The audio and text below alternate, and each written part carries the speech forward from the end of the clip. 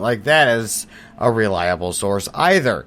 So, here's the one thing that people have to understand, and I cannot emphasize this enough, is you have to understand this, that all the mainstream media groups out there are owned by 6 different corporations. That's it. Just 6. Of all the networks out there that you can think of, okay, I mean, I can sit here and I can ask, Ernie, Jason, I can ask you both, hey, name all the, the networks that you can think of. Well, you know what? They're all owned by 6 different corporations. Yep. And trust me, folks, when I say that's what it actually is, come on, I used to work for the mainstream media, so I know this, okay? Now, the other thing, too, is, the government tries to, take a hold on mainstream media. They whether they pay them off or, this or that, or, hey, why don't you just say this instead of that? And, I'll give you, tickets to, the next time, some kind of ambassador comes or whatever.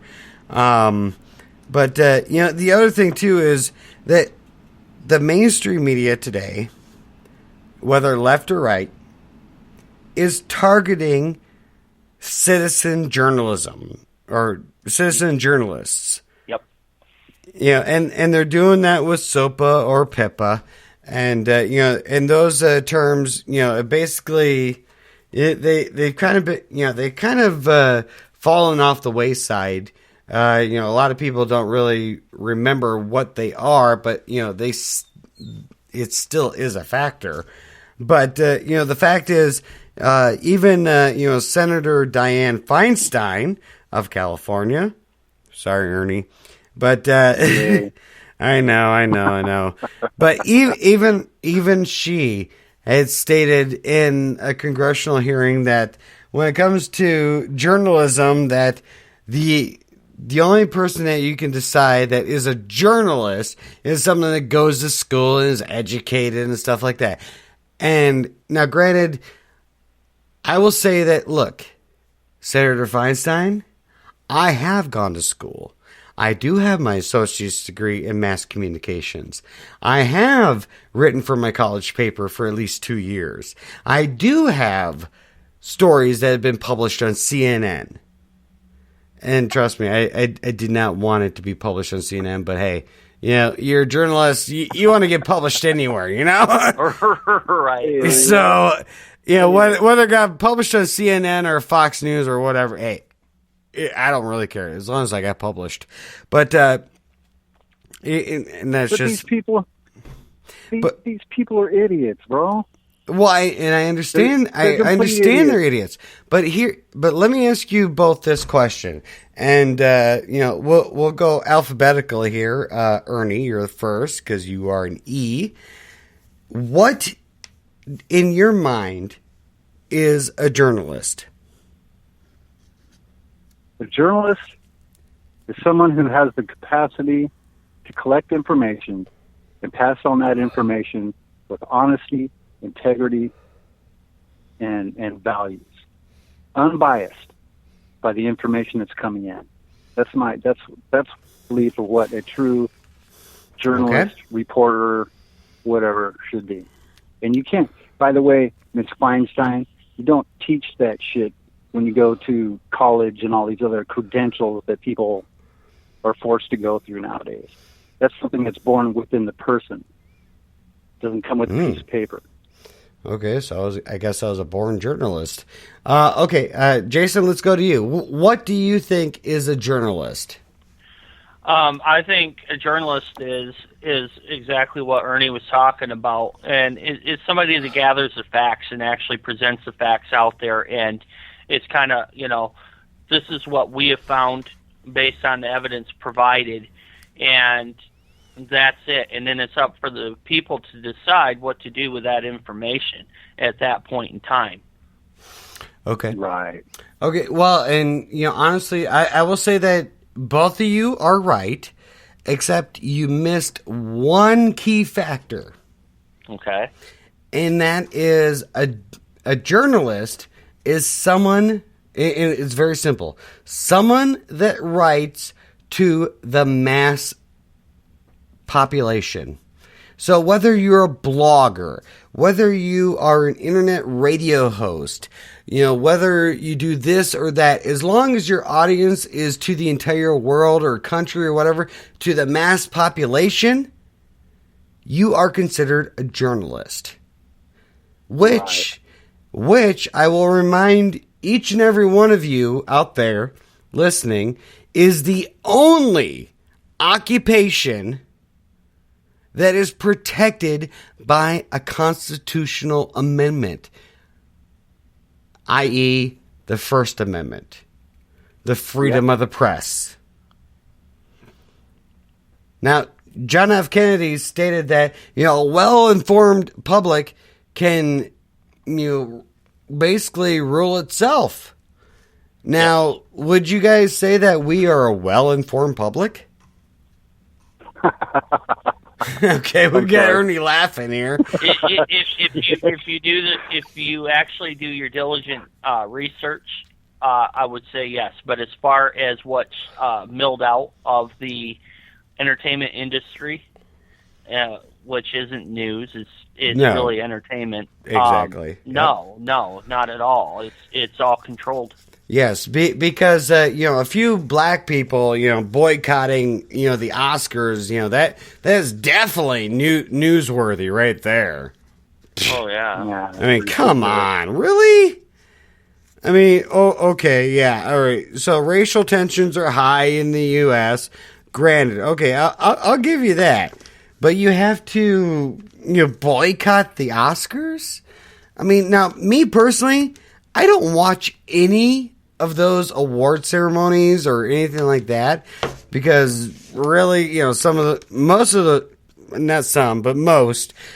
those actors and actresses don't deserve that freaking award. Okay? Right. And they especially actresses. I'm not going to speak about actors because I'm not I'm not a homosexual, but speaking on the actresses and their bodies and this and that, and I do have 2 daughters. Okay, now to me, sexy is a loving woman that is full figured, not a size 0, maybe a size 12. Size 14, whatever the hell the sizes are in female dress sizes or whatever. I don't exactly know. I don't pay attention to, dress sizes, but, definitely not a size 0. I mean, some curves to me, if you are anorexic, or if you look anorexic, that is not sexy. Okay, when I lay down with you in bed, I don't want to see your rib cage. Okay, I want to see what's above your rib cage. I want to see what's below your rib cage, but I don't want to see the rib cage. You get what I'm saying, guys? Right. Yeah. I mean, I want a little cushion for the pushing, so to speak. Well, I don't... And if that's too vulgar for you, then I don't really know how else to put it. No, hell, you know me, brother. That ain't vulgar. That ain't too vulgar. Well, I have to watch my mouth most of the time. Well, the last, it's not so much. It's not so much, of that one individual or whatever. It's just society's sick, and I will agree with that. Those that have the money and those that know how to make the money. It's like the majority of people out there are addicts in one form or another. Yes. And they want what they want. I mean, I can remember, dude, I'm 52 years old. I can remember at 12 years old trying to trying to steal one of my friend's Playboy magazines out of his house because that was about the length of something that we could get our hands on, right? And Right. you know what? It would be so cool if just everyone was okay with this, right? Hey, at least and never you in my wildest dreams. At least Well, you never had in my wildest dreams did I think society would get to that point. well. And now I looked at it and I'm like, dude, this is such a curse.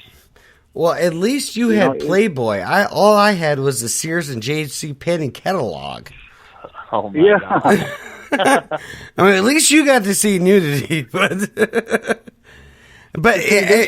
see, that's the thing. Boys will be boys, you know. I mean, come on. This kind of goes back to my very first statement, man. Is you know, we have misinterpreted the term freedom. Yes. That term was supposed to be liberty, and now there's ramifications that go along with liberty. Mm-hmm. Freedom is anything you want, anytime you want, any way you want. The term we used to use is it's all good. Well, the simple fact of the matter, it's not all good. No, it's not, because a lot of freedom things are damaging. No, it's not all good, because freedom has a cost to it.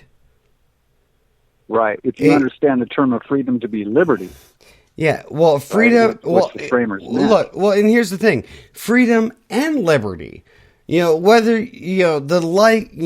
freedom, liberty. You know, the pursuit of happiness, property. Everything that states in the Constitution.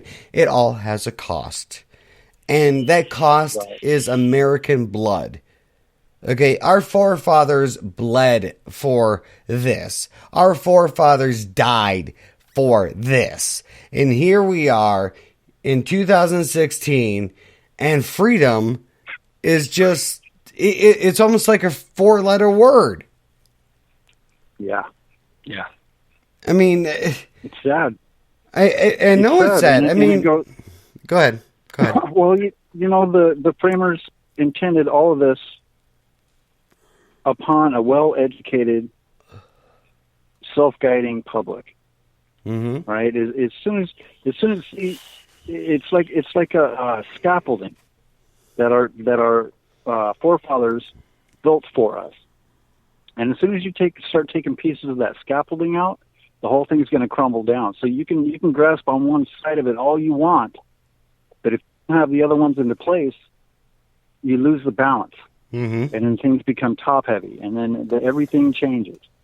And you know, it's unfortunate that the people in this country have hung on really hard to certain things and wanted to increase other things, while other parts of that scaffold they have tried to decrease because they don't see it as a value. Right. And that's just my personal opinion. Now, and until until we ever decide that, you know what, come walking out of the ashes of what this is going to become eventually. Right. That's when we will start to rebuild that scaffold. Well, and now here's the thing. I do have a message here from Facebook from CJ Abernathy. Glad you're listening to the program there, CJ. He says, I'm not hating, just seeing what you find sexy. But I agree with you with your definition of sexy. A good-hearted woman. I mean, and honestly, is that not what all of us men want? Is a good-hearted woman?